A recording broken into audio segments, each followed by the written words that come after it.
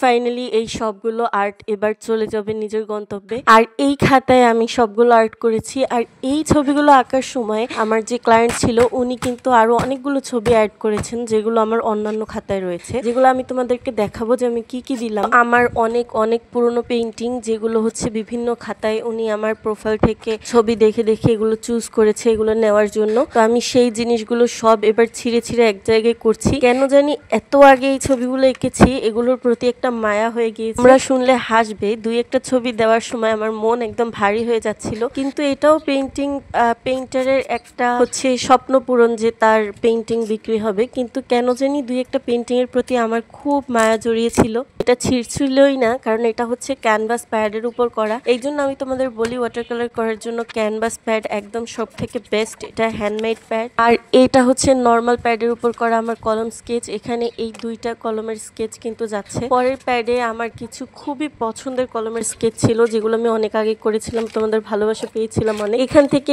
এই দুইটা স্কেচ যাচ্ছে। আর এই খাতাটা থেকে অনেকগুলো স্কেচ যাচ্ছে, কারণ পেইন্টিং যাচ্ছে। কারণ এই খাতাটায় আমি অনেকগুলো এক্সপেরিমেন্ট করেছিলাম, যে এক্সপেরিমেন্টাল পেইন্টিং গুলোই কিন্তু আসলে যাচ্ছে। আর এগুলো হচ্ছে পরে আমি যা করেছি নেক্সট, এগুলো তো তোমরা দেখেছোই সবাই। আসলে প্রথমে এগুলোই দিয়েছিলেন, তারপর পরে যখন আমি এগুলো আঁকছিলাম, এগুলো আঁকার সময়কালীন সময়ে উনি আরো ছবি চুজ করে আমাকে পাঠাচ্ছিলেন, যেগুলো যেগুলো উনি চাইছেন। তো পরে আমি সেগুলোকেও দিয়ে দিলাম। এর আগে ক্যানভাস পেইন্টিং তো করেছি অনেকবার, কিন্তু এইভাবে সেল করা হয়নি কখনো। এটা ফার্স্ট টাইম। আমি একটা বক্স খুঁজতে খুঁজতে সারা ঘরে পাগল হয়ে গেছি, একটা বক্স খুঁজে পাইনি। তো আমি আমার মতো করে দুই পাশে শক্ত কাগজ দিয়ে তারপর প্যাকেজিংটা করেছি। এর আগেও অনেকে আমাকে নক করেছিল খাতার পুরনো পেইন্টিং কেনার জন্য, কিন্তু আমি তখন রাজি হইনি।